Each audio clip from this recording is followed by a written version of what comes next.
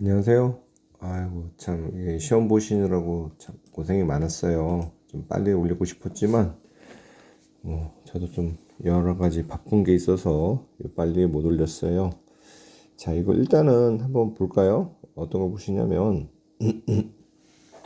네, 그 풀기 전에 좀 설명보다 이 홍보 같은 거, 뭐 총평이 있을 수 있고, 뭐 제가 봤을 땐 25년도랑 뭐 비슷했어요.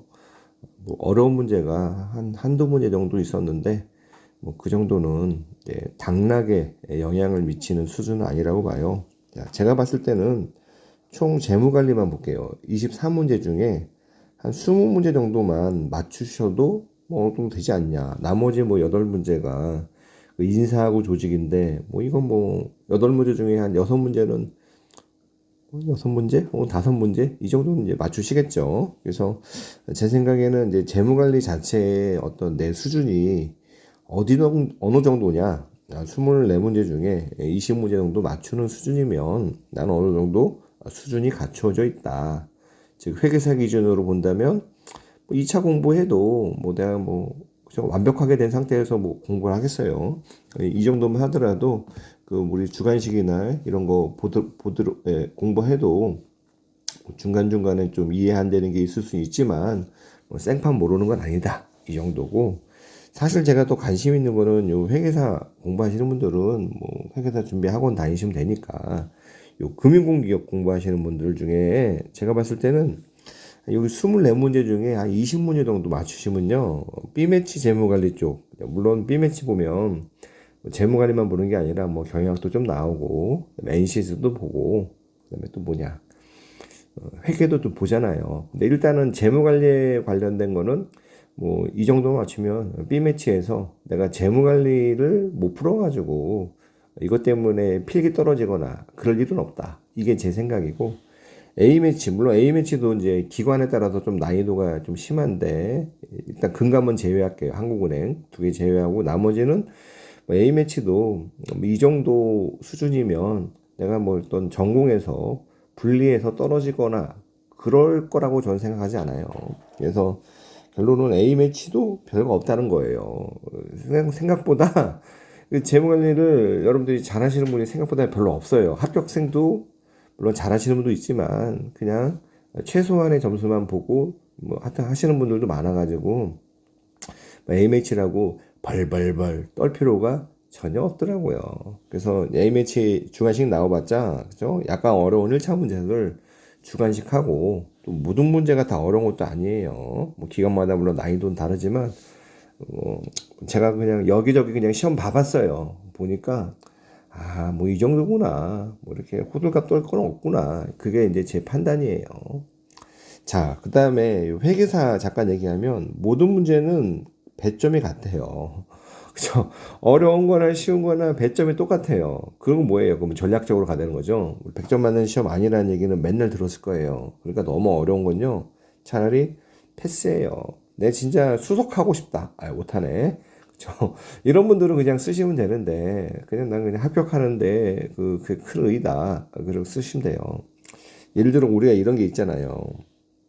예전에 사시는 이제 수석하는 게 참 의미가 있었어요. 왜냐면은 이제 사시 같은 경우에 지금 없었지만 사시 가고 나서 이제 연수원에 가잖아요. 그러면 연수원에서 또 이제 공부를 해요. 그래서 연수원 성적으로 이제 본인들이 이제 뭐 내가 판사가 되고 싶다, 뭐 검사가 되고 싶다, 뭐 이런 것들은 어느 정도 선택권이 있거든요. 그러다 보니까 요 사시 쪽은 수석에 대한 게 의미가 이제 좀 높은데 우리 회계사 쪽은 뭐 수석하면 개인의 물론 영광이에요. 폄하하는 거 아닙니다. 당연히 영광이고 좋은 거죠.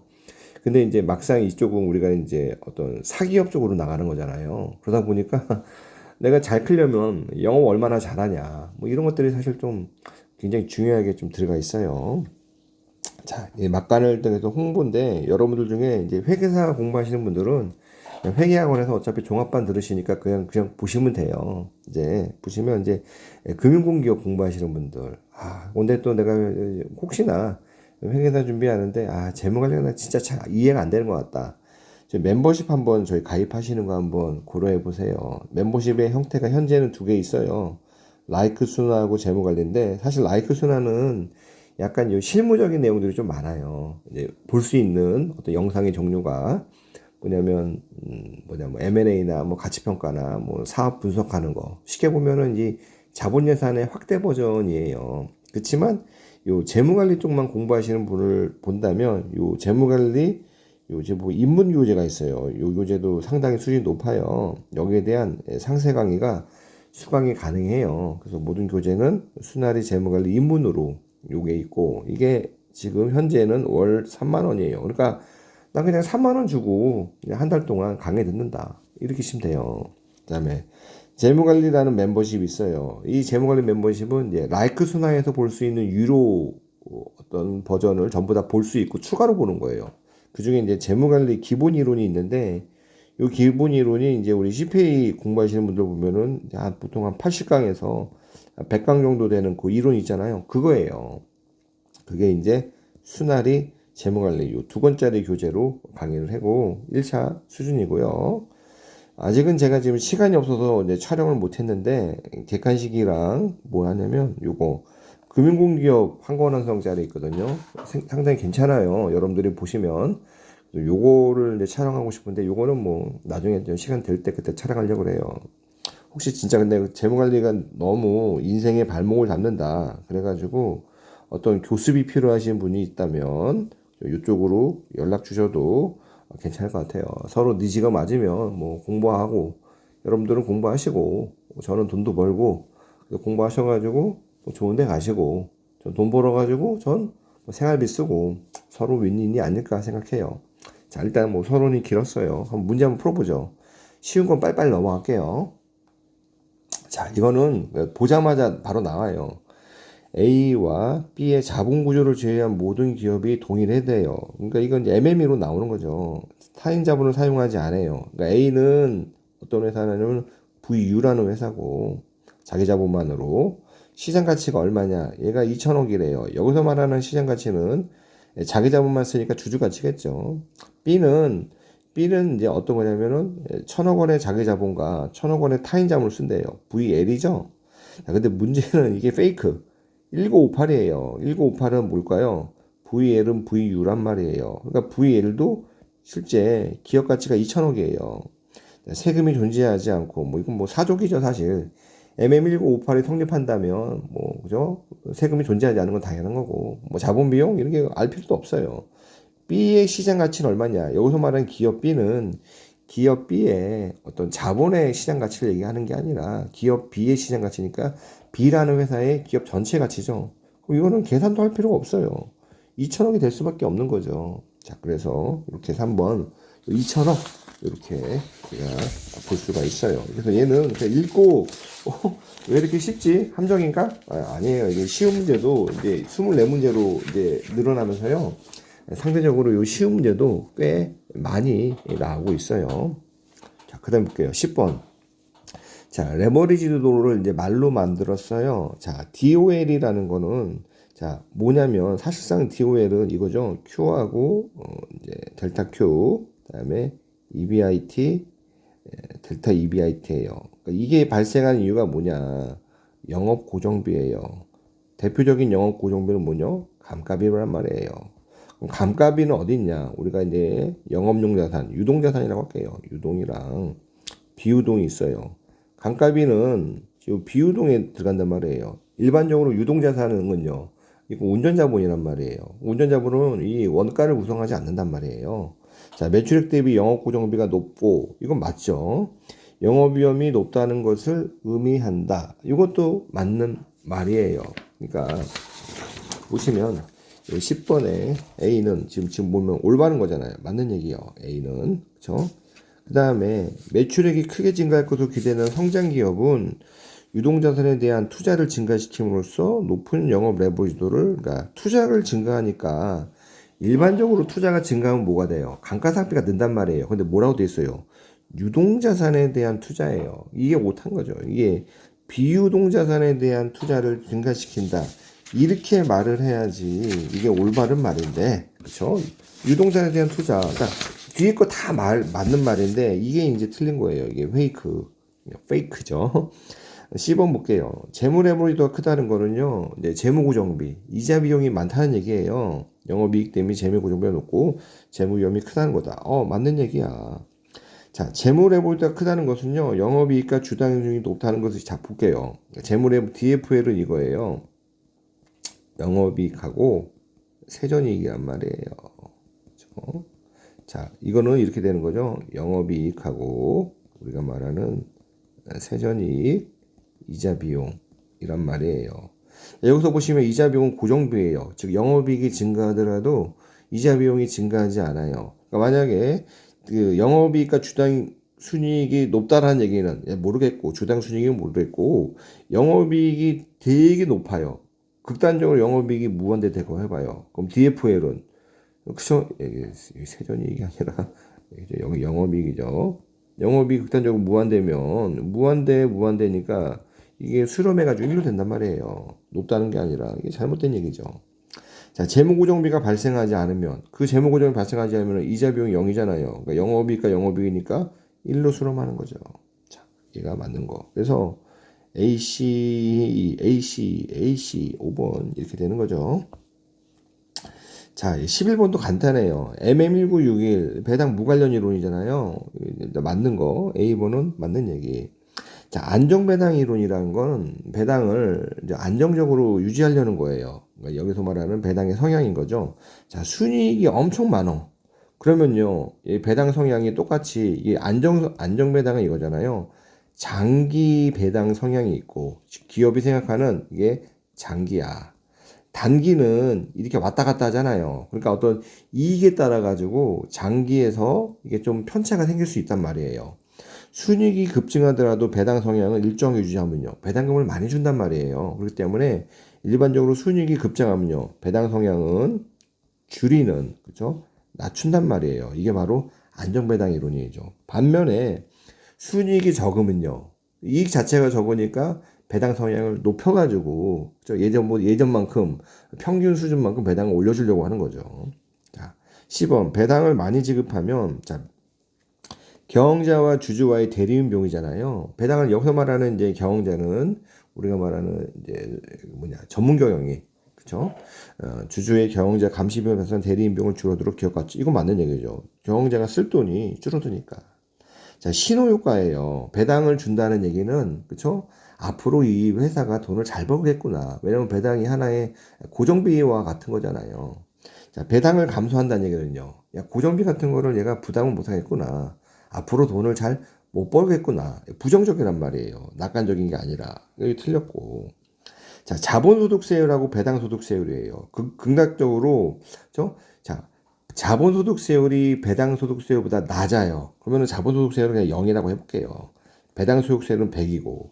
극단적으로. 맞잖아요, 이것도. 그러면은 배당 준 거는 나한테, 주주한테 안 들어와. 배당 안 주면 그만큼 주가가 오르겠죠? 이런 경우에는 배당을 안 주는 게 낫단 말이에요. 고배당 주식의 가격이 저배당 주식의 가격보다 더 낮게 형성될 수 있다. 그쵸? 고배당 주식이 저배당보다 가격이 낮은 거죠. 즉, 배당을 안 주는 애들이 더 좋다라는 얘기잖아요. 그럴 수 있다는 얘기죠. 그러니까 맞는 거예요. AC 4번. 이건 내 이론 물어보기 때문에 문제가 되게 간단해요.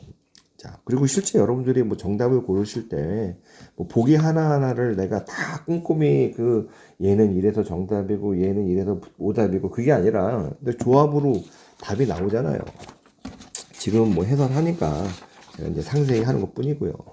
자, M&A 볼게요. 자, 시너지 효과가 없어요. 시너지 효과가 없다면, 하여튼 그래요. 이제 둘이 A 플러스 B, A가 100이고, B가 50이며 시너지 없으면 그냥 150 되는 거죠. 이거 얘기죠.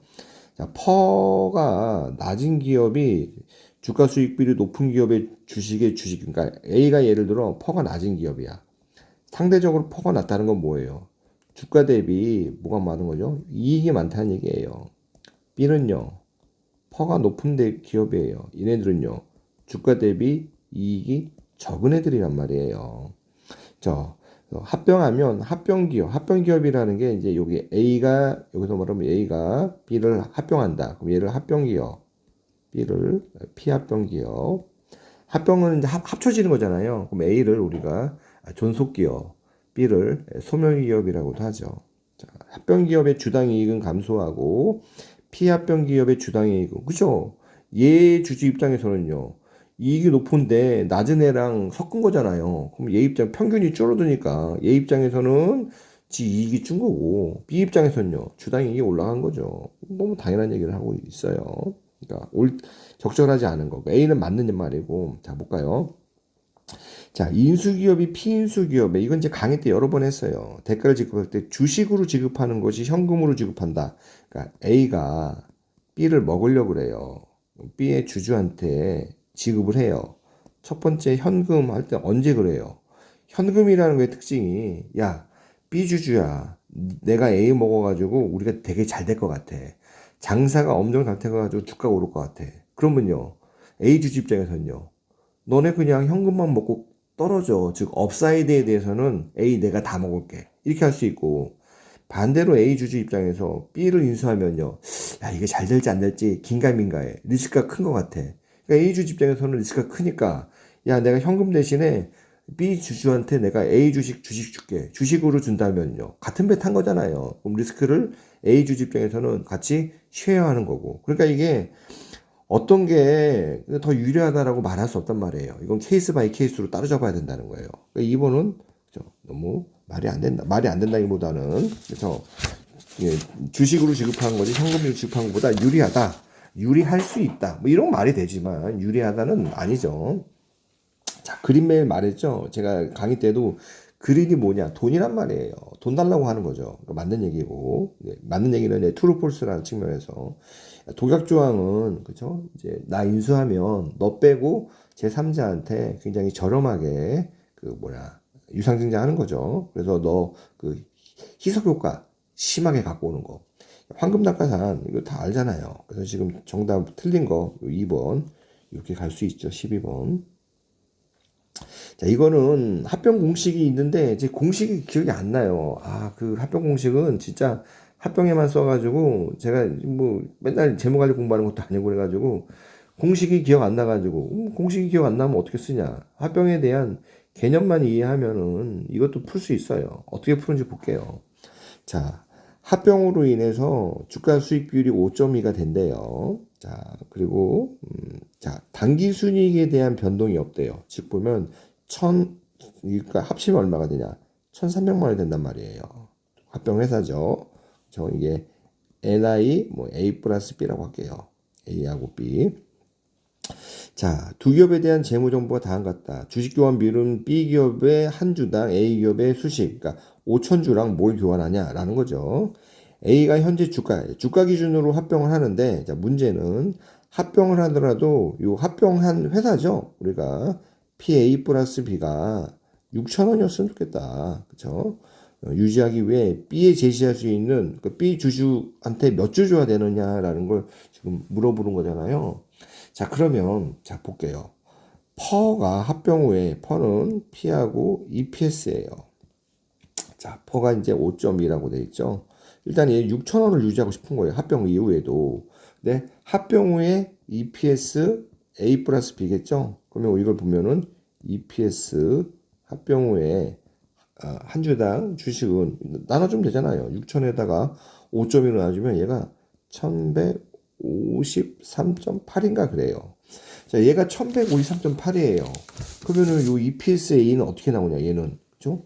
EPS A 플러스 B는 합병 후에 여기 당기순이익이잖아요. NI A 플러스 B를 합병 후에 A 주식이 원래 있잖아요. NA 주식하고 B 주식이 있겠죠. MB가 가져가는 주식. 이렇게 나눠주면 되는 거겠죠. 자, 이걸 수식으로 쓰면 1153.8이라고 할게요. 얘가 얼마냐면 1,300만 원. 얘가 몇 주야? 7,000주. 그다음에 얘는 네모주예요. 그럼 이게 미지수 하나, 수식 하나잖아요.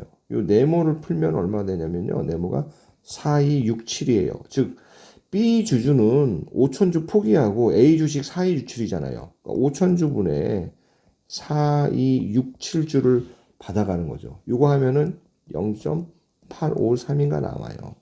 1번이 이렇게 나오는 거죠.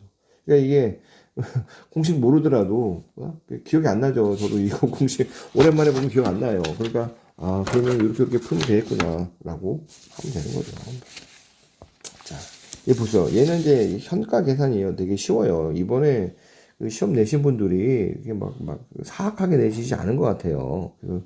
자, 우승 상금으로 5가지 방법 중에 제일 유리한 거, 현가 제일 높은 거죠. 그러니까 얘가 기준이죠. 일시금 1,000만 원 받는 거. 자, 얘는 6년 후에 1,500만 원을 일시금으로 받아요. 6년 후에. 그러니까 1,500만 원의 현가잖아요. 여기다가 PVIF 해야 되죠. 1,500만 원에다가 PVF 얘가 6년이니까 0.7050 이거 곱하면 얼마냐? 얘가 하여튼 1,057.5만인가 그래요. 그러니까 일단 1번보다는 2번이 좋죠. 1번은 삭제. 자, 1년 후부터 시작해서 200만 원을 10년간 지급받는데요. 10년 있잖아요. 그러니까 얘는 보죠. 0, 1, 2, 뭐 이런 식이잖아요. 그러니까 얘가 200만 원을 이렇게 해가지고 10년 동안이에요. 200만 원에 여기 현가계수 하면 되겠네. 200 곱하기 7.3601. 느낌상 봐도 1,400 얼마가 되잖아요. 이게 1,472.0인가 그래요. 얘가 2번보다 높잖아요. 2번 제꼈고. 자, 2년 후부터 매년 60만 원의 연구연금이에요. 0, 1, 2. 이때부터 60만 원이잖아요. 좀 받아요. 요때 시점은요. 60만 원에다가 얘가 6%인가요? 그쵸. 그러면 이게 1,000만 원이란 말이에요. 이걸 1,000만 원을 다시 현가로 갖고 와야 돼요. 1,000만 원에다가 1.06. 이 1,000만 원이 안 되겠죠. 그러면 943. 얼마가 돼요. 그러니까 얘는 3번보다 작단 말이에요. 자, 1년 후에 20만 원을 지급받아요. 0, 1, 2, 20만 원 지급하고 얘가 이제 성장한단 말이에요. 이게 뭐예요?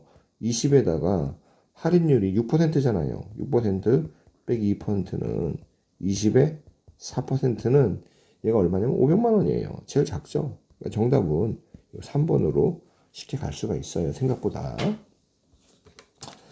자, 15번도 이게 참 그죠? 너무 이제 이런 거 이제 금방금방 풀잖아요. 이제 금방금방 풀자는 게 말 문제니까. 그리고 또 간단하고 우리가 뭐 한두 번 보는 것도 아니고. 현금 흐름 측정에 관한 설명 중 틀린 거. 징분 기준으로 해라. 이거 뭐 귀가 아프게 들었어요.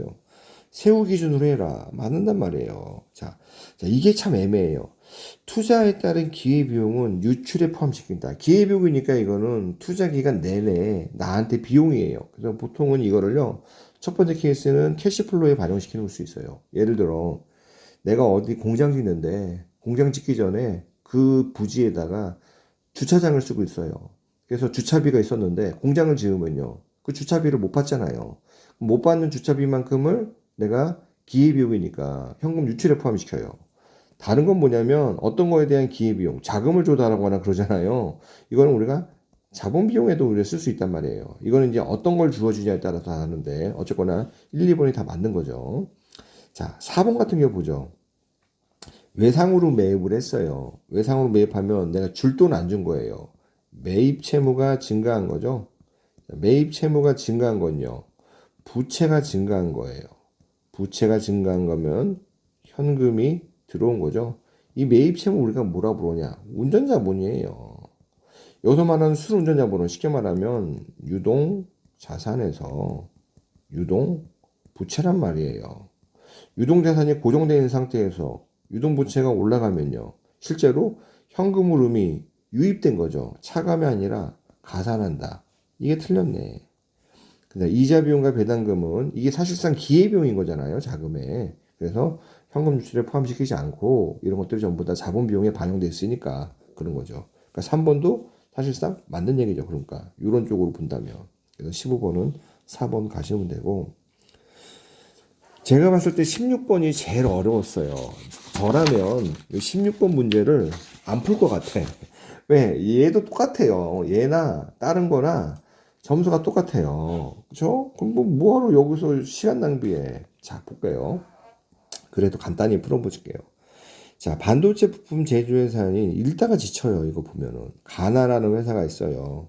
자, 얘가 운영비가 저렴한 신형 장비, 즉 A를 쓰고 있는데 B를 신규로 만든 거죠. A는 기존 거고. 자, B를 도입하기로 결정하고 도입 시기를 고민한다. 이게 사실 작년에 나왔던 문제하고 되게 비슷해요. 작년에도 이런 게 있었거든요. 이제 어떤 기계 교체 시기, 그 문제랑 이제 같은 이제 유사한 개념인데, 이거는 진짜 어떤 정형화된 게 있는 게 아니라 머릿속에서 아이디어를 내기 때문에 상당히 어려운 문제고 번뜩번뜩거리는 아이디어가 필요해요. 그러니까 저라면, 제가 수험생이라면 이건 그냥 포기했어요. 현재 고민 중 사용 중인 장비 A 도입, B 장비 하여튼 그렇다. 동일한 성능 갖고 있고 수익도 동일하다. 이제 비용이잖아요. 그러니까 이걸 쓴 거죠. 연간 균등 비용처럼 우리가 이제 이거는 이제 원가를 줄여주는 측면으로 보는 거죠. B를 도입할 경우 A를 매각하는데, 자, 매각 가격은 시기와 무관하게 10억이에요. 그러니까 1년 후에 매각해도 A는 10억, 뭐 10년 후에 매각해도 10억이란 말이에요. A의 운영비는, 자, 문제는 얘가 내년도에 20억, 매년 15%씩 상승할 것으로 예상한대요. B의 운영비는 매년 그냥 10억이래요. 플랫하게. 자, 설치비도 비용이잖아요. 도입점과 무관하게 일정하다. 즉 32억이라는 설치비는 뭐 1년 후에 설치하나, 뭐 지금 설치하나, 그 명목 금액은 똑같다는 얘기잖아요. 자, A는 7년짜리인데 지금 3년 사용했으니까 내용 연수가 4년 남은 거예요. B는 내용 연수가 3년이에요. 그러니까 서로 내용 연수가 다른 장비예요. 내용 연수가 다를 때는요, 뭘 교체하려면 뭘 해야 돼요? 그죠? 뭐 최소 공배수를 하든, 그죠?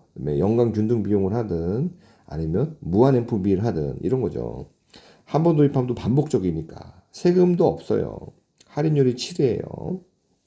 자, 장비 A의 설치비. A는 언제 설치했어요? 7년 전에 설치했어요. B의 도입 시기에 영향을 주냐? 설치비를 우리가 뭐라고 그래, 이걸요. 좀 유식한 말로. 매몰 원가라고 하죠.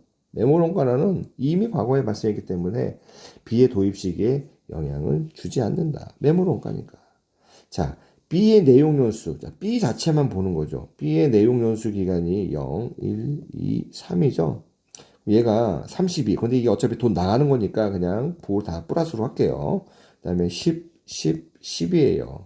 이때 총 비용의 현재 가치는 얼마냐? 어차피 32는 지금 나가니까 이게 현가고, 10에다가 연금의 현가계도 있잖아요. 2.6243. 그러면 요 금액이 얼마냐? 58.243인가? 58.243인가 그래요. 그러니까 얘가 아니죠. 틀렸어요. 그러니까 일단은 A, B가 있는 건 다 틀린 거야.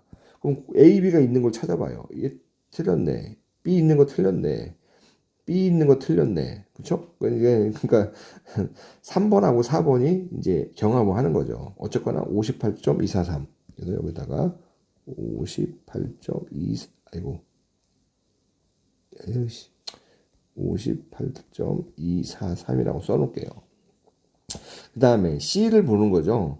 근데 C하고 D, 3번하고 보면은 CD가 있잖아요. 뭐, C는 맞을 것 같아. 우리 이런 거 쉽게 나오잖아요. 그죠? 연간 균등 비용이 얼마냐? 얘가 58.243이에요. 그래도 해보죠. 58.243인데, 얘가 3년이잖아요. 1, 2, 3. 그러니까 CCC잖아요. 그러니까 MFB가 58.243이니까 연간 균등 비용은요. C 곱하기 PVIFA란 말이에요. 이게 3년이니까 7% 3년. 그럼 C가 연간 균등 비용이잖아요. 얘는 얼마냐? 58.243에다가 요 PVIFA. 그러니까 58.243에다가 2.6243. 요거 계산하면은 22.19 거의 얼추 이렇게 나와요. 자, 그러니까 얘는 맞는단 말이에요. 그러니까 지금 변별력은 C가 갖고 있는 게 아니에요. 그죠? D도 동시에 있어. 요 E가 있냐 없냐야. 근데 하나씩 다 보죠. 자, 이때 이제 사실 D하고 E가 되게 어려워요. 자, 볼까요? B를 지금 도입하는 것보다 1년 후에 도입하는 것이 유리하다. 즉, 만약에 T0 시점에서 B를 지금 도입하는 거잖아요. 자, 그러면은 이거를 B를 도입하면서 얻게 되는 비용을 계산하면 되잖아요.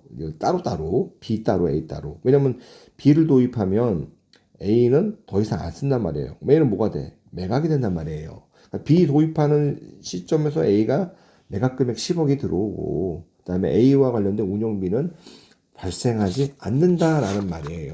자, 그러면 B를 가지고 하면 B를 도입하는데, 자, B를 계속 영구적으로 쓰잖아요. 그러면은 MFB, 무한 MFB를 계산해 볼게요. B를. 그럼 B의 지금 58.243이 그 뭐냐 MFB잖아요. 0이고 얘가 3년마다 되는 거잖아요. 이런 식으로. 그러니까 3년을 한 기간으로 보는 거죠. 그래서 얘가 58.243에다가 58.243 마치 저 영구연금인데 오늘부터 주는 영구연금이잖아요. 얘 무한 MFB는 어떻게 되냐? MFB 무한대는 58.243에다 플러스 58.243인데 3년 동안의 R을 계산하잖아요. 3년 동안의 R은 1 플러스 7%에 3승 빼기 1이잖아요. 요 계산하면 요게 약 0.225예요. 그러니까 나누기 0.225 하면 요 금액이 얼마냐면 자, 계산해 보자. 317.1이란 말이에요. 이게 그죠? B의 무한 MFB예요. 자, 근데 이거는 이제 B에 해당하는 거잖아요. 근데 B를 하면은 자, 첫 번째. 지금 하면은 B의 무한 MFB가 310.1이고 10이라는 A를 팔잖아요. 왜냐면 지금 돈 들어오니까. 그래서 B의 효과가 311.1이고 A로 돈 들어오는 게 그러니까 사실은 B는 비용이잖아요. 누계 비용. 근데 10은 A 팔아서 들어온 건 돈 10이니까 빼기 10을 하면은 네팅 시키면 307.1이란 말이에요. 그러니까 지금 도입하는 경우에는 307.1 비용이 1년 후에 도입한다고 해볼게요. 어차피 무한 MPV는 311.7이에요. 써놔야겠다. T는 연기 시점에서 무한 MPV가 311.1. 자, 그럼 이 상태에서 1년 후에 도입한다고 해볼게요. 1년 후에 도입하면 자, 뭐가 있냐? 1년 동안 A를 쓴단 말이에요. 더 0. 1년 동안. 그러면은 요때도 어차피 311.1이라는 무한 MPV란 말이에요. 그쵸? 계속 요때부터 쓰면은 얘를 현가로 갖고 오면 317.1에다가 7% 이게 현가죠. 요 금액에다 요 금액이 296.3인가? 물론 제가 지금 이 16번은요, 뭐 되게 막 엄청 고민하고 계산하지 않아가지고, 뭐 교재만 들면 뭐 더 디테일하게 뽑아오겠지만, 뭐 약간 좀 숫자 틀릴 수 있어요. 그렇지만 뭐 큰 방법론에서는 이제 맞으니까 여러분들 그렇게 이해하시면 돼요. 거기다가 뭐냐면, 요거는 이제 B예요. 자, 근데 문제는 A를 쓴단 말이에요. 1년 동안 A를 쓰니까 얼마가 드냐? 20억이 발생한대요. 거기다가 10억이라는 거. 왜냐면 1년 후에 A를 또 보면은 이제 매각할 거 아니에요. 그러니까 실제로 발생하는 비용은 마이너스 10이란 말이에요. 그죠? 어차피 비용이 10이니까 얘를 10을 현가로 땡겨오는 거죠. 10에 대한 현가로. 그러니까 10을 현가로 땡겨오면 1.07이겠죠? 이 금액이 얼마냐? 10을 현가로 땡겨오면 어디 갔어? 10 나누기 1.07 9.35 얘가 9.35 두 개 하면 296.3 더하기 9.35 305.65란 말이에요. 지금 뭐냐면 1년 후에 도입하는 거는 305.65. 자, 지금 도입하면 총 비용이 307. 1년 후에 도입하면 305란 말이에요. D는 맞는 얘기가 된단 말이에요. 자, 그러면은 장비비를 1년 후에 도입하는 거. 자, 1년 후에 도입하면 우리가 벌써 이겼어요. 305.6. 근데 지금 물어보는 게 2년 후에 도입하는 거하고 차이가 얼마나 되냐. 이것도 같이 계산하는 거죠. 그러니까 이렇게 계산해가지고 몇 문제를 잡아먹어요. 이 시간에. 1년, 2년이에요. 어차피 무한 MPV는 317.1이란 말이에요. 얘를 현가로 갖고 오면 317.1에다가 1 플러스 7%의 제곱이에요. 이게 B에 대한 비용이고 A는요, 1년 동안 20억이라는 돈이 쓴단 말이에요. 그 다음에 얘가 15%로 증가하기 때문에 23억이라는 또 비용을 써요.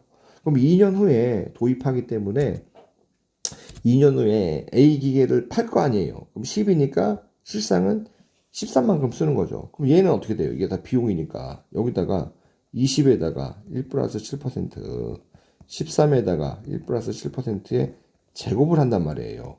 그럼 요 금액이, 진짜 참, 그죠? 제가 계산해봤죠. 얼마가 나오냐면 30.04예요. 30.04. 얘 금액은 얼마냐면 317점 얘가 얼마냐 317.1 317.1 1.07 1.07 277이라고 할게요. 약 277. 그러니까 277에다가 30하면 307이란 말이에요. 307. 2년 후에 도입하는 게 307이고 1년 후에 도입하는 건요. 305.6이에요. 서로 다르단 말이에요, 숫자가. 무차별하다는 숫자가 다르니까 안 되죠. 사실 2번은 계산하지 않으라도 두 개의 숫자가 똑같아질 수 있냐? 아, 진짜 어렵겠죠. 그러니까 사실상 여러분들이 하는, 그쵸? 대충 한 C나 C까지만 오더라도 D하고 E 봤을 때, 야, E는 말이 안 되겠다라고 해서, 그쵸? 4번이 아니라 3번으로 이렇게 가는 거. 이게 이제 사실상 문제풀이의 어떤 스킬이라고 볼 수 있는 거죠. 이렇게 가시는 거죠. 네, 엄밀히 계산하면 이렇게 하겠지만. 제가 봤을 때 이거는 2차 문제에 좀 가까운 것 같아요. 자, 이 비율 분석 너무 간단하죠. 제가 이것도 비율도 진짜 중요한 게 ROA 이런 거잖아요. 자, 적절한 항목만 모두 맞는 거예요. 자, ROA라는 건 이거잖아요. 제가 영어로 쓸게요. ROA는 net income, 당기순이익이랑 equity란 말이에요. 자기자본. 그죠? 얘는 뭐냐면 net income, sales, 매출액 총이익, sales, total asset, 총자산, total asset, 에쿼티란 말이에요. 근데 얘는 뭐냐면 토탈 에셋은 에쿼티하고 데트예요. 에쿼티니까 얘는요. 1 플러스 DE. 이게 뭐예요? 부채 비율. 그렇기 때문에 모든 게 일정하는데 부채 비율이 증가하면 ROE가 올라간단 말이에요. A번은 맞는 얘기가 되는 거죠. 자, B번도 볼까요? 자기자본 비율이 증가할 때 자기자본 비율이 참 애매한데요. 여기서 말하는 자기자본 비율은 이렇게 보시면 돼요. 총자산하고 자기자본 이런 거예요. 자, 총자산 이익률을 하락한다. ROA라는 거는 이런 거잖아요. 총자산에다가 NI예요. 자기자본 비율이 증가하더라도 뭐 총자산이 변동하거나 그런 거 아니잖아요. ROA는 하락이 아니라 일정하겠죠. 변동 없다. 틀렸고. 자, 매출액 순이익률이 증가할 때 그게 뭐예요? 요거죠. 매출액 순이익률. 이게 ROE잖아요. 얘가 올라가면 ROE 같이 올라간단 말이에요. 얘는 맞는 얘기예요. 자, 총자산 회전율이 증가한다. 이게 총자산 회전율이에요. 이게 증가하면 ROE에 영향을 주죠. 올라가는 쪽으로. D는 틀렸어. 맞는 거는 A하고 C 2번이네. 그쵸? 네, 18번도 빨리 보죠. 자, 이거 MVB, 이게, 그쵸? 쉬워요. 이게 좀 말이 어려워서 그렇지. 이럴 때 그림을 그려요. 그때도 그랬어요. 요 그림을 아예 그리라고. 자, 보시면, 투자 규모가 달라요. 자, 상호 배타적. 둘 중에 하나예요. A, B 고려해요. 현금흐름 같고, 자본 비용이 10%예요. 둘 다. 자, 의사결정. 자, 그러면은 MVA를 계산해 볼게요. MVA. 얘는 지금 100 나갔어요. 1년 후에 130이 들어오고 1 플러스 10%죠? 요거를 계산하면 계산해봤죠 제가. 당연히 이거 촬영하기 전에 한번 계산해봤어요. 얘가 얼마냐? MVB가 20이네. 그죠? 얘는 MVB가 20이고 MVB는 같은 방식으로 하면 되겠죠? 마이너스 200에다가 253 1 플러스 10% 하면 얘는 MVB가 30인가 그래요. 30이에요. 자, 이게 1기간이니까 IRR도 구할 수 있어요. IRR은 뭐예요? MVB를 0으로 놔요. 그럼 이 할인율이란 말이에요. 쉽게 말하면, 아이고, 100은 132, 1 플러스 IRR이란 말이에요. 그러니까 이게 IRR은, 132분의 100 빼기 1? 맞나? 132. MVB를 0으로 놓는 할인율. 맞나, 이게? 맞겠죠, 뭐. 32%. 자, 그러니까 어쨌거나 얘는 32%. 같은 방식으로 B 하면요. 얘가 0 놓으면은요. 그죠? IRR은 B의 IRR이죠. 253분의 200 빼기 1이겠죠? 얘가 26.5%. 얘는 26.5%예요. 자, 그러면 두 개를 그려볼게요. 우리가 이제 이런 두 개의 어떤 상호 배타적이니까 피셔 수익률이 나오는지 안 나오는지 볼게요. 이게 자본 비용이고 이게 MVB이고 이게 0이에요. 자, 일단은 A는 32. 그다음에 A는 MVB가 20이에요. 이렇게 하나 그려봐요. 이게 A죠. 얘는 26.5. 26.5고 얘가 30이란 말이에요. 얘를 그러면 얘가 B란 말이에요. 이게 뭐예요?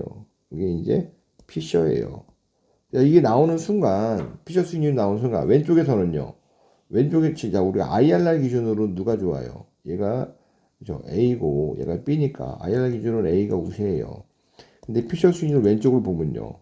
이거 그죠? MFB로는 MFB로는 B가 좋아요. MFB에서는 B가 좋고 IRR로는 A가 좋고 여기서는 MFB로도 이제 A가 좋고 IRR은 A가 좋아요. 즉 상호 배타적이기 때문에 자본 비용의 문제는 자본 비용이 이 피셔 수익률 왼쪽에 있냐 오른쪽에 있는 거잖아요. 자 어떻거나 수년제법과 내부 수익률법에 따른 투자의 선택이 서로 상반된다. 야 그럼 얘기는 피셔 수익률이 왼쪽에 있냐 오른쪽에 있냐 다르잖아요. 자 그러면 일단은 1번은 그냥 보류하고 자 PI 볼게요. PIA는 제가 그랬죠. MFB하고 그냥 I 하라고. MFB가 A가 20이잖아요. I가 100이고 100이니까 얘는 그냥 1.2. B는요. 똑같은 방식으로 하면 되죠. 30에다가 200에다가 200이니까 200분의 230은 얼마지? 200분의 230은 1.15. PI로 기준하면 A를 쓴단 말이에요. 그러니까 지금 여기서 틀린 걸 물어보는데 일단은 A는 틀린 게 아니야. 자, 그 다음에 보유자금이 얼마냐? 200억 원이 있고 중복 투자가 불가능해요. 이런 경우 뭐예요? FB 큰 거 하란 말이에요. 그럴 때는 B를 한단 말이에요. 그러니까 3번은 맞는 얘기고. 자, WAPI라는 이제 우리가 이제 보유자금이 200억 WAPI 쓴다는 거는 내 투자 자금이 어떤 정수배로 이렇게 좀 분할해서 투자할 수 있다는 거잖아요. 자, 어차피 투자 자금이 200억이면 B번의 PI는 곧 이게 WAPI랑 똑같겠죠. 왜 200억 그대로 쓰니까. 그래서 B 같은 경우에는 이 WAPI가 아까 계산한 PI랑 1.15랑 똑같아요. 그럼 A의 WAPIA는요. 얘가 100 쓰잖아요. 100인데 얘 PI가 얼마였어요? 100. 그러니까 제 말은 가중평균한 게 이제 투자 금액으로 가중평균한데 A의 PI가 우리가 아까 전에 1.2로 계산했어요. 1.2고 전체 200억 중에 100이고 나머지 투자하지 않는 건 그죠? PI가 1이라는 거는 이게 최소한 현재 가치 금액이 유지된다는 거잖아요. 우리가 자본 예산할 때 MFB에서 자본 비용으로 재투자한다는 건 뭐예요? 재투자로 인해서 가치 증가도 없고 재투자로 인해서 가치 감소도 없는 거예요.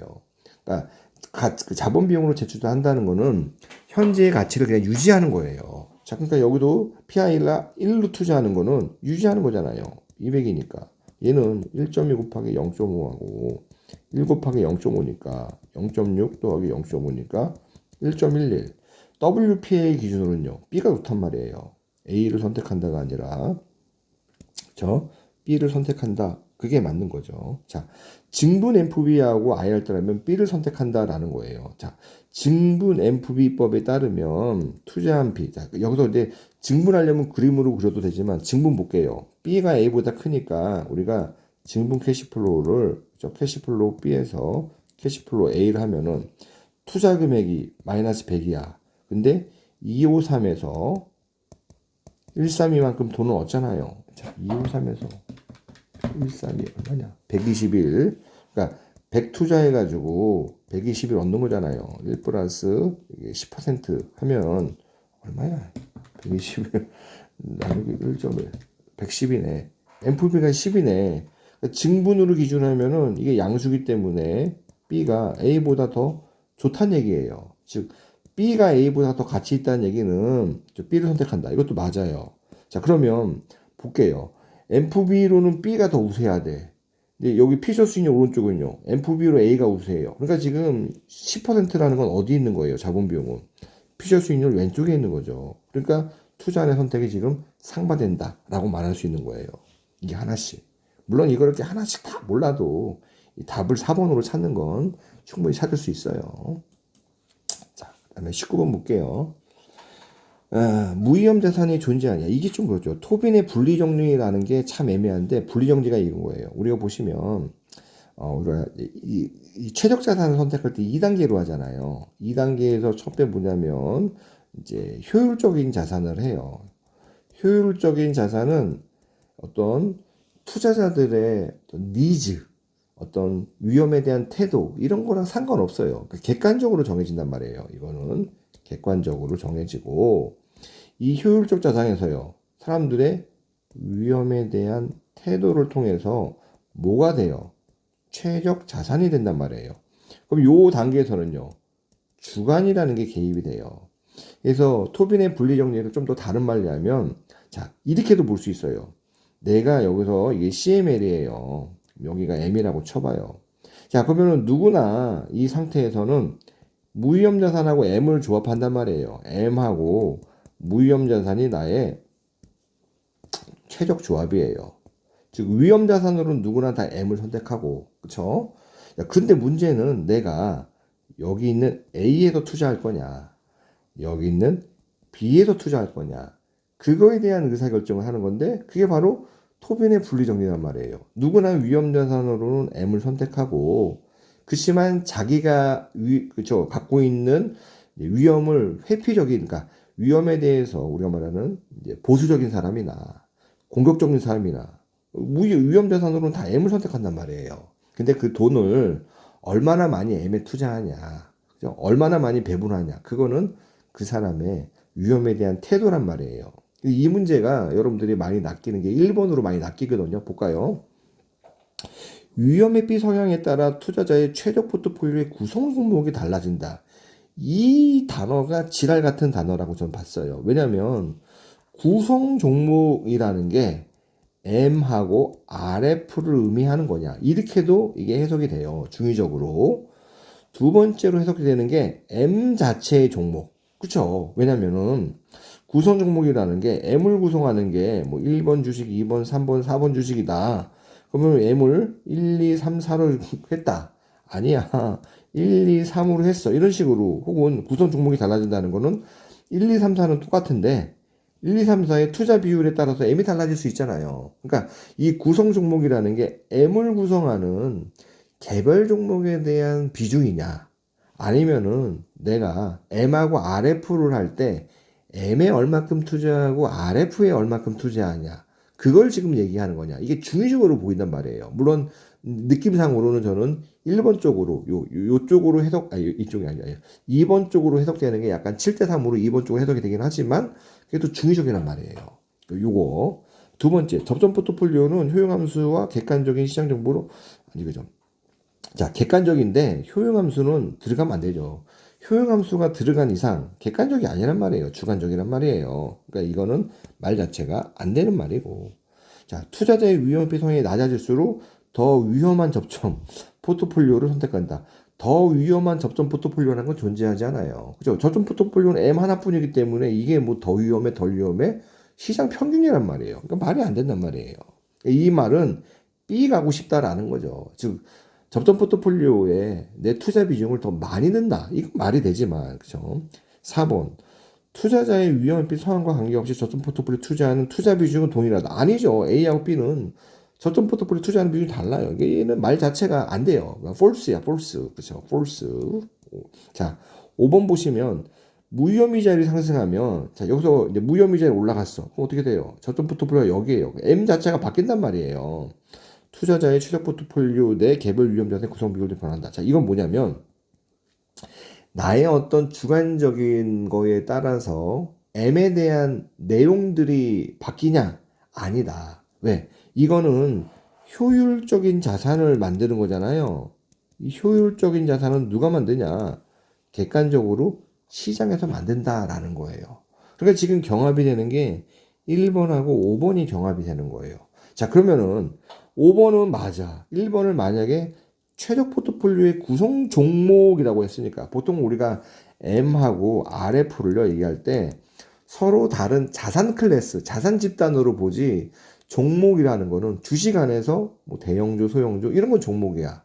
근데 주식과 채권은요 종목이라고 얘기하지 않는단 말이에요. 이거는 자산군이라고 얘기한단 말이에요. M하고 RF가 그런 케이스인 거죠. 그러다 보니까 요 내용 자체가 보니까 5번이라는 보기로 인해서 이거는 M이라고 하는 M 안에서의 구성 비율을 개별 종목에 대한 구성 비율을 최적 포트폴리오의 구성 종목이라고 표현했구나. 이렇게 보셔야 되는 거예요. 그래가지고 이제 5번으로 가는 거죠. 그러니까 사실 저는 여러분들이 19번 틀렸어도 여러분들이 뭐 공부를 안 했거나 그거랑은 별개라고 봐요. 이게 약간 좀 미묘한 뉘앙스의 말장난이라고 보기 때문에 그래요. 자, 이렇게 보시고. 자, 그 다음에 또 20번. 빨리빨리 가야지. 아이고, 지금 시간이 몇 시인데. 빨리 자야 돼. 요즘에도, 제가 목감기 걸려가지고. 20번은 또 간단하죠. 이런 거는 이제 거저 먹는 문제니까. 항상 성장 모형. 이건 별 얘기 없으면요. 고등 모형이란 말이에요. 자, 얘네 이런 거잖아요. P0는 D1, K 빼기 G예요. 맨날 공부했으면 K는요. 이게 진짜 외워지잖아요. 그죠? 가끔씩 보는 저도 이게 뭐예요? 배당 수익률. 배당 수익률. 얘는 배당 성장률. 그러니까 자본 비용은 요 배당 수익률하고 배당 성장률의 합이다. 자본 비용이 곧 기대 수익이니까 A번은 맞는 얘기란 말이에요. 자, 성장 기업의 주가는 그렇죠. 성장이 없을 때의 가치하고 성장 기회 NPV 지호가 NPV 그로스 오퍼튜니티잖아요. 두 개를 합한 금액이다. 이건 우리 너무 자주 했잖아요. 맞죠? 자, 볼게요. R하고 R보다 K라고 해야겠다. K하고 ROE가 있는데 얘 말대로 할게요. 자, 요구 수익률 높아요. ROE는요. 오히려 자본 비용이 20%야. 근데 주주는 그 돈 가지고 10%밖에 돈을 못 벌어. 그러면 오히려 이 주주 입장에서는 여기서 말하는 주주는 기업이죠. 요 기업 입장에서는 주주한테 20%의 돈을 빌려가지고 10%돈 빌잖아요. 그럼 주주 돈을요 안 빌리는 게 나아요. 그러니까 투자를 안 하는 게 낫단 말이에요. 투자 안 하면 있는 돈으로 뭐 해요? 배당을 늘리는 게 낫단 말이에요. 이런 애들은 오히려 유보를 해가지고 투자하는 게 가치가 음수란 말이에요. 이런 애들이 바로 수년제 가치가 양이 아니라 음수의 값을 갖는단 말이에요. 자, 그러니까 얘는 틀렸고. 성장기의 수년제 가치가 음수라면 딱 이런 케이스잖아요. 이런 케이스라면 배당을 줄이고 유보이익이 아니라 반대인 거죠. 왜?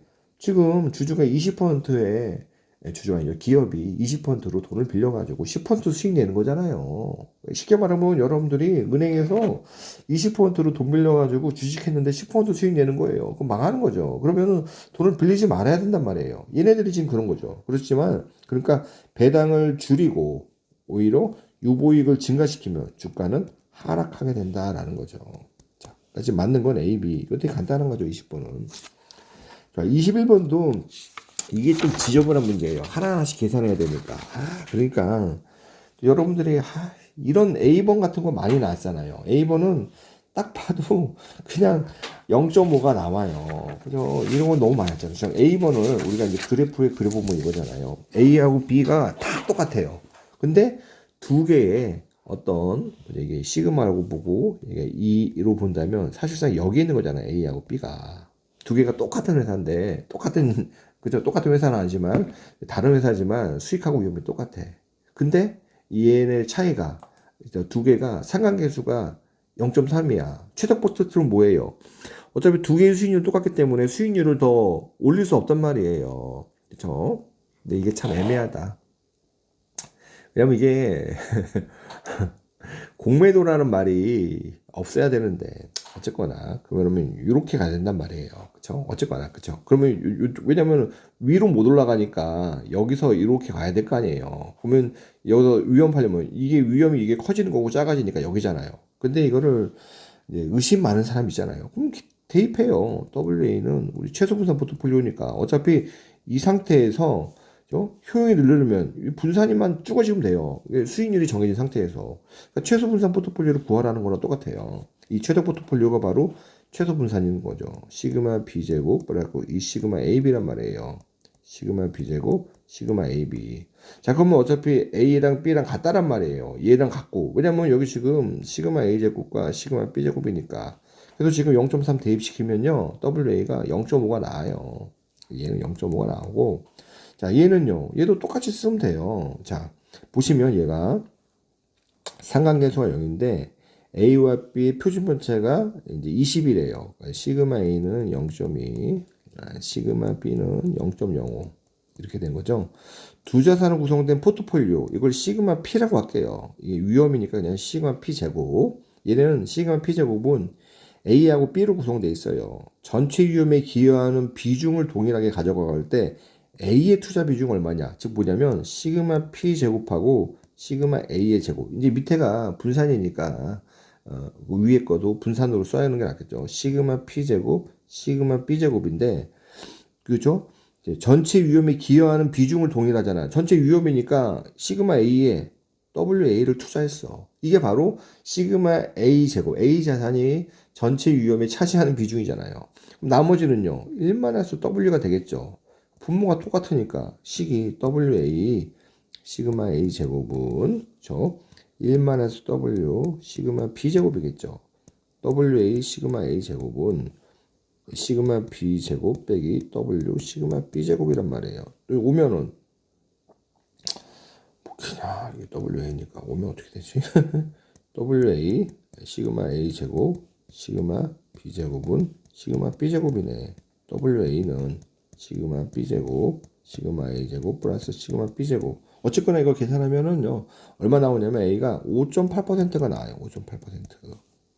자, 나머지 이제 10번은 뭐냐면 이제 그죠.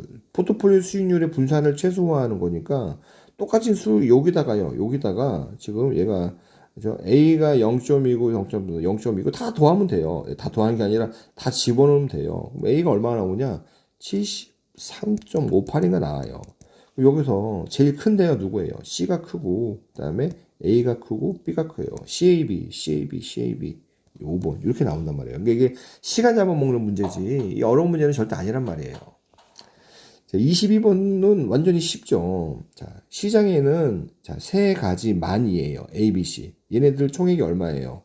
그죠? 1조야, 1조. 그러니까 비중이 A는요, 20%, B는 30%, C는 50%예요. 그러니까 시장 포트폴리오 이렇게 돼 있잖아요. 자, 무위험이자리 4인데 A의 베타. 그러니까 A의 베타가 나오려면 ERA는 자, RF 플러스 베타 A ERA 마이너스 RF예요. 자, 보면 여기 보시면 ERA가 얼마인지 몰라. 우리 ERA를 구하라고 했으니까. 근데 무위험이익은 4래요. 베타 A. 뭘 구하라고 했지? 베타를 구하라고 했네. 얘도 안 해. 12%를. 그다음에 보면은 ERM이지. ERM 마이너스 4란 말이에요. 얘가 10이니까 12는 4 플러스 베타 A, 그죠? ERM 마이너스 4예요. ERM만 구하면 되겠네. ERM이 뭐예요? 각각의 시가 비중으로 가중평균한 거잖아요. 그럼 얘가 20%, 그죠? 수익률 12%, 그 다음에 30% 비투자하고 10%, 나머지 50% 투자하고 8%죠? 이러면 얘가 얼마 나오냐? 아이고, 계산을 해놨는데 얼마가 나오냐? 9.4가 나, 9.4. 9.4. 9.4 여기다 대입하면요. 8은 넘어오니까 베타에다가 5.4지. 베타는 8에다가 5.4 나누면 얘가 1.48 이렇게 나와요. 3번 간단하잖아요. 22번은요. 그렇죠? 23번은 완전 개간단해. 볼까요? A의 수익률과 시장 수익률에 대해서 시장 모형이에요. 자, 시장 모형이니까 시장 모형이 나온 순간 체계적 위험과 비체계적 위험이 있다고 여러분들이 이제 머릿속에 넣어야 되는 거예요. 회계 분석을 실시했다. A의 수익률, 그러니까 이건 뭐 총위험이잖아요. 그러니까 총위험은 우리가 말하는 체계적, 그다음에 비체계적 이렇게 돼 있죠.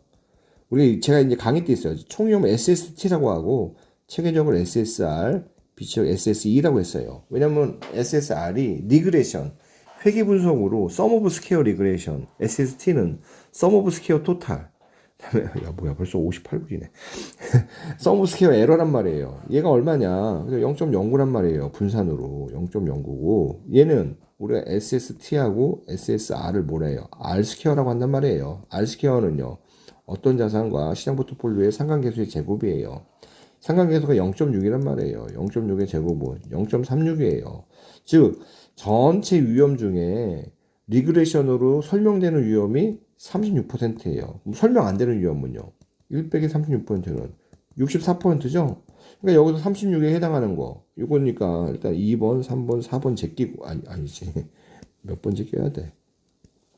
2번 제끼고 3번 제끼고 5번 제낀단 말이에요. 그럼 나머지 이제 여기서 말하는 비체계적 위험은 뭐예요? 전체 총 위험이 0.09인데 여기서 64% 차지하잖아요. 64%. 그러면은 얘가 0.057 이렇게 나와요. 1번. 그러니까 23번은 되게 간단하게 풀 수 있는 문제예요. 뭐 이렇게 오래 걸리냐? 빨리빨리 해야 되지. 자, 행동제무화. 이것도 진짜 개꿀인 문제죠. 이제 물론 이게 계산 문제로 나오면 되게 어려운데, 자, 이거잖아요. 보시면 여기인데 여기가 델타 부로 돼 있잖아요. 그러니까 이 사람들은 여기에요. 내가 지금 돈을 벌고 있느냐, 안 벌고 있느냐. 그래서 내가 지금 이익이 나는 구간이에요. 여기서는 위험, 회피. 내가 손실이 나는 구간은요. 위험, 선호예요. 중요한 게 부의 크기는 크기가 아니라 중고점. 내가 지금 이제 손익이 0이야. 부의 변화인 이익과 손실에 의해서 결정된다. 이거는 맞는 얘기란 말이에요. 투자자가 손실이 나는 구간에서는 위험 회피란 말이에요. 위험을 회피하지 않고 손실이 나니까 위험, 아까 선호라고 했죠. 선호하는 경향을 보인다. 맞는 얘기예요. 효용함수가 이익 구간에서는 이게 뭐예요? 우리가 볼록 오목 헷갈리잖아요. 우리 채권할 때 이게 뭐죠? 이거 볼록성이란 말이에요. 그거 가지고 아래로 있으면 볼록, 위로 있으면 오목. 얘는 이제 오목이라죠, 오목. 그래서 효용함수는 이익 구간에서는 볼록이 아니라 오목하고, 그래서 손실 구간에서 볼록한 형태다. 10번 틀렸고. 자, 이익이 나는 구간에서는 위험 회피예요. 위험 회피는 확실한 손실을 더 확실한 이익을 좋아한단 말이에요. 불확실한 이익이 아니라 확실한 이익을 선택하고 위험을 선호하는 사람은요. 불확실한 이익을 선택한단 말이에요. 그러니까 D번은 틀렸고. 그래서 A, B로 그냥 쉽게 갈 수가 있는 거죠. 빨리빨리 해야지. 저는 이 25번 문제를 풀면서 이 출제자께서 굉장히 아이디어를 많이 썼구나. 어떻게 이런 생각을 하면서 내냐. 이런 생각이 든 그런 문제가 25번 문제였어요. 자, 볼게요. 자, 액면 금액이 100만 원이에요. 이자 지급 주기가 1년. 그러니까 1년에 한 번 이자 주는 거죠. XY 채권이 있어요. X 채권. 얘가 지금 X가 110이에요. 자, 보시면 100만 원인데 110이면은 X는요, 할증 발행했어요. 즉, 액면 이자율보다 시장 이자율, 여기서 말하는 시장이 우리가 만기 수익률이죠. 시장 이자율이 더 액면 이자율 낮아요. 자, 볼까요? 그러면은 만기 수익률 얼마인지? 자, X는 만기가 1년이잖아요. 1년 후에 얼마 받냐? 이자 1만 원에다가 원금 100이에요. 이게 지금 110이라고 했잖아요.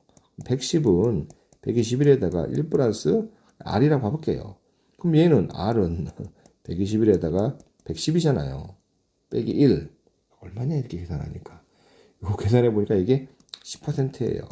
자, 나머지는 다 10%. 즉, 이게 10%라는 거는 지금 시장이자율. 여기 치고, 이 시장 이자율이 10%. 여기서 말하는 시장 이자율은 Y팀이랑 지금 같은 거예요. 얘는 90만 원이에요. 그 90만 원이라면은 액면 이자율보다 할인 발행됐어요. 얘는 할인 발행했기 때문에 시장 이자율이 10%보다 높아요. 그러니까 X가 10%고, 자 볼게요. 자 X가 있어요. 기준이 10%야. 그럼 Y는 어디냐? Y는 요 위에 있단 말이에요. 10%더 높게. 여기 Y는 여기 어딘가 있잖아. 그쵸? 맞죠? 그죠? 맞잖아요. 그런데 Z를 볼게요. Z는 1년 후에 현재 가격보다 낮아진대요. 자, 보면 이게 만기라고 하고, 이게 액면가라고 할게요. 자, 그러면 우리가 이렇게 되고, 만기 때 이렇게 될 거 아니에요. 얘는 지금 말대로 하면 1년 후의 가격은 앞으로 가격이 낮아진대요, 형기. 그러니까 얘는 어떤 애들이냐? 할증 발행된 애들이란 말이에요. 할증 발행이면은 액면 이자율이 10%면요. 시장 이자율이 이것보다 낮아야 된단 말이에요. 그러니까 Z는 여기 어디 있단 말이에요. 그러니까 지금 중간에 있는 애가 X고 제일 높은 애가 Y고 제일 낮은 애가 Z인 거죠. 말이 어려워서 그렇지 3번 이렇게 보는 거죠. 25번은 좀 문제 풀면서 참 이 아이디어 참 좋다 이런 생각이 들은 문제였어요. 이것도 되게 간단하죠 이게. 자 보시면 뭐냐 영구채예요. 액면 이자율이 10이에요. 이자가 1년에 한 번 주고 자 다른 채권을 활용하지 않고 영구채에만 투자해서 자 목표 시기가 16년. 그러니까 목표 시기라는 거는 내가 투자 기간이에요. 목표 시기 면역 전략. 자 목표 시기 면역 전략은 이거죠. 내 투자 기간하고 채권의 어떤 잔존 기간을 일시킨단 말이에요. 잔존 기간보다 아니다. 이렇게 되죠. 나의 투자 기간하고 채권의 듀레이션이 일치해야지 면역 전략이 되는 거잖아요. 근데 문제는 우리가 영구채의 듀레이션은 1 플러스 YTM분의 YTM이란 말이에요. 이게 없어. 투자 기간이 얼마야? 16년이란 말이에요. 그러니까 YTM 없어도 이게 수식 하나 미지수 하나잖아요. 그죠? 이거 계산하는데 못해요? 그래서 YTM을 계산하면 얼마가 되냐면 1분의 15가 나온단 말이에요. 자, 그럼 영구채 X의 현재 가격 얼마냐? 얘는 A면 이자를 12를 주는 거잖아요. 그러니까 매년 그죠? 1, 2 해가지고 0원인데 12만 원씩 줘요. 그러니까 할인율이 1분의 15니까 15분의 1이니까 12에다가 1분의 15 하면은 얼마냐? 1분의 12 곱하기 12 하면 되겠죠? 이게 180 나오는 거예요. 4번 간단하죠, 얘도. 27번. 채권도 이게 재밌어요. 말 문제가 있는 게 재밌어요. 좀. 채권에 관한 다음 설명 중 가장 적절한 것은 자, 액면 이자율이 10%의 채권은 액면 10%의 채권보다 재투자 위험이 더 적다. 크죠? 왜냐면 자, 모든 조건이 동일한데 내가 받는 돈이 커요. 또 만기 이전에 받는 돈이 크면 재투자 위험이 증가한단 말이에요. 그러니까 얘는 말이 안 돼. 자, 전환사채는 일반 특성에다가 콜옵션을 도와하는 거잖아요. 왜냐면 전환사채의 전환권을 투자자가 들고 있으니까 풋옵션을 포함하는 게 아니라. 틀렸고 수의 상환 사채라는 건요 이런 거예요. 우리가 이 보시면 이게 채권 볼록성이잖아요. 얘가 이렇게 가는 애들 있잖아요. 왜? 수의 상환권을 누가 갖고 있냐? 채권을 발행자가 갖고 있단 말이에요. 발행자가 콜옵션을 갖고 있기 때문에 일반 사채보다 가격이 낮아야 돼요. 반대로 수의 상환 청구부 사채는요. 채권에 풋옵션이 있는 거예요. 그 풋옵션을 누가 갖고 있냐? 투자자가 갖고 있어요. 그러니까 일반 얘네들은 이런 거잖아요. 수의상 청구사채 쓰면 이렇게 볼록성이 이자가 올라더라도 볼록성이 좀 탄탄해지는 구간이 생기잖아요. 가격이 높다라고 하죠. 자, 5번을 와야 돼요. 5번. 자, 보면은 신용등급이 이게 이제 금리라고 볼게요. 금리 혹은 만기 수익률이라고 볼게요. YTM. 보면 AA하고 BBB가 있어요. 누가 더 위험하네요. BBB가 위험하죠. BBB가 위험하니까 기대 수익률도 BBB가 높아요. 그러니까 사실은 BBB가 여기 있어야 되고, 여기가 만기, AA는요, 여기 있단 말이에요. 얘네들이 이렇게 이제 움직이고 있단 말이에요. 지금 금리가. 근데 수익률 차이가 감소한다는 얘기는 뭐예요? BBB는 떨어지고, AA는 올라요. 자, BBB가 떨어진다는 얘기가 뭐예요? 금리가 하락하면요, BBB는 가격이 오른다는 얘기예요. AA 금리가 올른다면요, AA는 가격이 떨어진다는 거예요. 이때 돈 벌려면 어떻게 돼요? 얘 가격이 오르니까 얘를 매입하고 AA가 가격이 떨어지니까 얘를 매도하는 거죠. 자, 수익률이 감소하니까 AA를 매도하고 BBB를 매입한다. 5번 가는 거죠. 이건 진짜 이제 교재에도 있고 강의 시간에도 많이 얘기했어요. 다 알겠죠? 자, 28번 보죠. 자, 이걸 가지고 이제 자, 말을 이제 헷갈려. 자, 이게 이제 이자율 기간 구조 알면 돼요. 자, 만기가 길수록 현물 이자율이 높아요. 일단은 이게 이자율 기간 구조고 얘가 현물 이자율이에요. 그럼 이게 이렇게 되는 거잖아요. 현물 이자율이 이렇게 높다라는 거는 그죠. 예를 들어 여기 이제 3개년만 하면 0R3면 이런 거잖아요. 1 플러스 0R1, 1 플러스 1F2, 1 플러스 2F3잖아요. 이게 높아지려면요. 여기 있는 거, 요 사이가 높아지고, 요 사이가 높아지고. 그럼 이 중에서 제일 높은 이자율은 뭐예요? 얘죠, 얘. 제일, 그쵸. 선도이자, 제일 미래 거. 그럼 0R3라는 거. 이 현물이자율은 뭐냐면 사실상 연평균 이자율이에요. 평균. 자, 그러니까 0R3하고 얘랑 비교하면요. 누가 높아야 돼? 얘는 평균이고, 얘는 제일 높은 거고, 낮은 거니까. 왜냐면, 낮은 거하고 높은 거를 평균낸 거잖아요. 그러니까, 이 평균은, 요, 2, 3, 2F3보다는 이게 평균이잖아요. 평균은. 낮아야 되고, 0R1보다는 높아야 되는 거죠. 그래서, 자, 그 다음에 또 볼게요. 하나. 자, 그 다음에 얘가 이제 여러분들 헷갈렸을 거예요. 얘가 뭐냐. 액면채의 만기 수익률이에요. 자, 액면채라는 게 참 애매한데 사실상 액면 발행이라고 보시면 돼요. 액면 발행. 그렇죠? 액면 발행이라고 한 거죠. 근데 액면 발행은 얘가 몇 퍼센트가 될지 몰라. 왜 액면가가 20%면 얘 만기 수익률이 20%야. 액면 발행했으니까. 그죠. 그러니까 액면이자리 50%면 얘는 50%야. 그러니까 얘를 가지고 누가 더 크다 작다라고 말하기가 어렵단 말이에요. 액면 발행했으니까. 자, 현재 이렇게 됐어요. 자, 0R3하고 봐봐요. 0R3는 평균이에요. 1, 1, 2는요. 야, 근데 문제는 얘하고 얘가 되게 높을지 몰라. 그러니까 지금 1번은요. 그죠? 1년하고 2년 사이의 선도이자라고 3년 동안의 현물이자, 시계 말하면 3년 평균이자잖아요. 누가 더 클지는 몰라요. 이거 얘는. 그러니까 얘는 아직 모른단 말이에요. 이럴 수도 있고 아닐 수 있어요. 2번 볼게요. 2번은 확실히 그렇죠. 2년하고 3년에 1년 동안의 선도이자율이 3년 평균보다 높단 말이에요. 이거는 확실히 맞는단 말이에요. 자, 영R3하고 얘는요. 이거 모른단 말이야. 아까 얘기한 것처럼 얘가 일반적으로 지금 이 상태에서는 제일 높지만 만약에 얘 액면이자율이 100%면 만개 승률도 100%야. 그러니까 얘가 얼마인지 모르기 때문에 이 두 개를 다이렉트로 비교하기는 힘들어요. 그러니까 얘는 사실 모름이 맞아요. 모름. 그러니까 아니란 말이야. 얘도 마찬가지야. 모름이야. 얘를 비교하면요. 영R2하고 영R3는요. 영R2라는 거는 이 두 개를 평균 내는 거예요. 영R3는 세 개를 낸단 말이에요. 근데 세 개를 내면은 요 큰 게 더 올라갔기 때문에 영R3가 영R2보다 높단 말이에요. 틀렸단 말이야. 이 2번인 거죠. 이건 계산 문제가 아니라 개념 문제인 거죠. 빨리 풀어야 되지. 아유. 29번도 재밌어요. 근데 이 29번은 여러분들이 잘 읽으셔야 돼요. 자, 1kg를 거래하는데 52,000원으로 중요한 게 매도를 했어요. 100개를 매도했어요. 그러니까 내가 매도했으니까 이 사람은 언제 돈 벌어요? 가격이 떨어질 때 내가 돈 버는 거야. 그쵸? 매도했으니까 가격이 떨어져야지 돈 벌죠. 52,000원에 매도했으니까 나는 52,000원에 파는 거야. 근데 이게 빵원이 되면 52,000원 얻는 거죠. 완전히. 자, 포지션이다.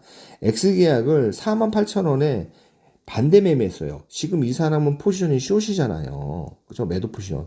반대 매매라는 건 뭐예요? 롱이라는 거예요. 롱 우리가 플러스로 볼 수가 있는 거잖아요. 자, 그럼 얘는 48,000원에 얘를 이제 청산한 거잖아요. 물론 전부 전액은 아니지만, 그러니까 롱한 거죠. 그러니까 막 52,000원이랑 48,000원 사이인 얼마나 얻었어요? 4,000원만큼 이득이란 말이에요. 계약 하나당. 이거를 X계랑 했어요. 요만큼을 내가 매도해서 돈을 번 거잖아요. 이만큼. 그리고 만기 때는 어떻게 됐어요? 52,000원이 올랐단 말이에요. 53,000원으로. 돈을 잃었어요. 그러니까 한 계약당 1,000원씩 잃은 거예요. 몇 계약이 있냐? 얘가 지금 100계약이에요. 남은 계약은 100계약에서 우리가 앞에 X계약을 판 거.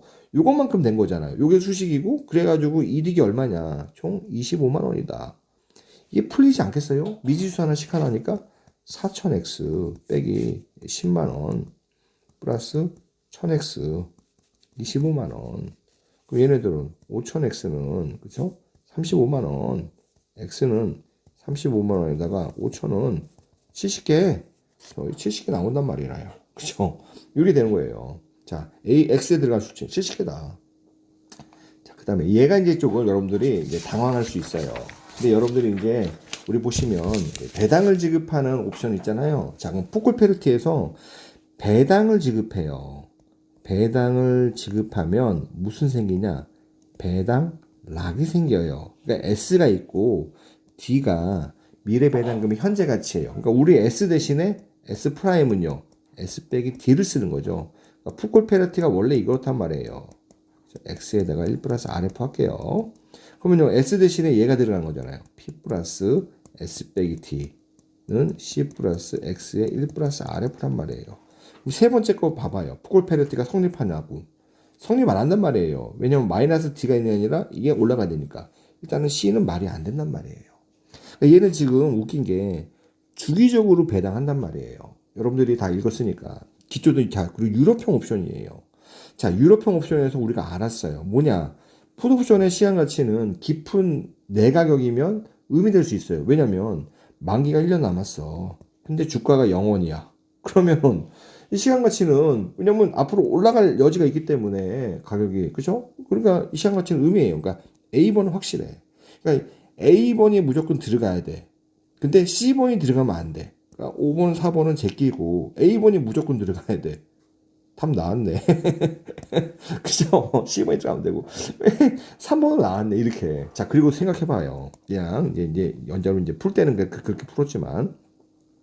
B번 보시면, 자, 콜옵션의 시한 가치가 의미해요. 문제는, 콜옵션은 주가가 올라가면 나한테 좋아. 근데 문제는 주가가 올라가기 전에 배당을 준단 말이야. 시가, 이렇게 있어. 지금 현재 주가가, 내가 지금, 그쵸? 언제냐면은, 이게 오늘이야. 내일 배당을 준대. 주가가 10,000원이야. 그쵸? 10,000원인데 배당을 10,000원어치만큼 준대. 그럼 어떻게 돼요? 요 때가 만기야. 그럼 나는 오히려 만기가 길어가지고 슬픈 사람이야. 그럼 시간 가치가 음의 값을 가질 수도 있는 거죠. A, B는 직관적으로 맞다 이렇게 보는 거예요. 30번. 그렇죠? 31번도 또 개쉬워. 이제 맨날 나오니까 이거를 변형해서 나온 거잖아요. 엎어치나 대치나 빼자 볼게요. 이양 모형이야. 현재 주가가 얼마인지 모른단 말이에요. 우리가 아시다시피 이 75%, 20% 이런 거 다 페이크인 거 알잖아요. 그러니까 3만 원이 되거나 2만 1,000원이 돼요. 자, 근데 행사 가격이 얼마냐면 27,000원이야. X가 27,000원이면 얘는 CU 편의점 아니에요. 3,000원. 얘는요. 행사가 안 되겠죠. CD는 0이란 말이에요. 그러면 이때 현재 콜옵션 가격이 1,700원이야. 1,700원은 그죠? 오를 확률이 P, 무위험 확률이 떨어질 확률 1-P라고 해볼게요. CU니까 3,000원 곱하기 P고 어차피 얘는 0이란 말이에요. 이게 1기간 후잖아요. 여기 이게 무위험이자 5%야. 그러면은 3,000P는 1,700 1+5%란 말이에요. 계산이 안 되겠어요? P는 1,700 1+5%에 3,000이에요. 그럼 P가 얼마큼 나오냐면 계산해 보니까 59.5%예요. 여기서 이제 물어보는 게 이게 아니란 말이에요. A의 현재 가격이에요. S0. 그러니까 얘가 59.5잖아요. 59.5. 그다음에 여기는 1 빼기 59.5겠죠? 자, 그러면 우리가 이렇게도 계산할 수 있겠죠? 자, 현재 주가가 얼마지? S0예요. 몰라요. 근데 올라가면은 3만 원이야. 얘가 59.5%. 떨어지면 21,000원이에요. 21,000원은 1 빼기 59.5%. 얘가 언제 쪽이에요? 1년 후죠? 1+5%예요. 이게 계산돼야 안 돼요? 계산되겠죠? 이게 계산되면 이게 25,100원 이렇게 나와요. 1번. 또 32번 같은 거 보면은 되게 이제 어려워 보이는데 이건 허당이야, 허당. 말만 이렇게 길어 보이고 실제 보면은 진짜 하나도 없어요, 뭐가. 자, 차입을 통해서 자금을 조달해요. 그러니까 얘는요, 시간이 오래 걸리는 게, 이게 뭔 말이야, 이게? 이걸 파악하는데 오래 걸리지, 이 내용만 파악하면 개간단하게 풀어요. XYZ가 있어요. 기업이 원하는 차입 조건과 금융기관 통해 제시받은 차입 조건을 나타낸다. 자, 모든 기업은 원화, 코리아 원이에요. 5%와 US 달러 6%의 이자를 교환하는 통화 수합. 얘는 이제 통화 수합일 수밖에 없죠. 왜냐면 이중 통화니까. 그러니까 지금 뭐냐면 코리아원 5%하고 US 달러 6%를 교환을 할 수 있다는 거예요. 또 어떻게 또 있냐면 금리 수합이야. 얘는 이제 통화 같은 거죠. KO, FR, 뭐 한국 무위험 지표 금리하고 5%. 그렇죠? 얘를 이제 교환할 수 있단 말이에요. 그러니까 두 가지 케이스가 있는 거죠. 1번 이렇게 거래가 있고 2번 거래가 있단 말이에요. 자, 각각의 기업은 일단은 이안으로 차입한 후, 자, 일단 현재가 이안이에요. 차입한 후 통화 수합을 체결해서 원하는 차입 조건, 그러니까 얘는 차입 조건들이 원하는 있잖아. 원하는 걸 만드는데 그 원하는 걸 만들었을 경우에 1안보다 금리가 낮은 게 어떤 거냐. 즉, 자, 볼게요. X는 원화 변동금리야. 지금 원화 6%잖아요. 원화 6%하고 지금 바꿀 수 있는 게 뭐예요? 원화 6%하고 바꿀 수 있는 거는 코프예요, 코프. 그러니까 원화 6%는 이렇게 되겠죠. 5%하고 1%로 쪼개지겠죠. 5%를 얘랑 바꿔요. KOFR. 1%는 그대로 가. 그러면은 KOFR 플러스 1%가 얘가 수합하면 얻을 수 있는 거죠. 근데 1안보다는 2%니까 작아지잖아요.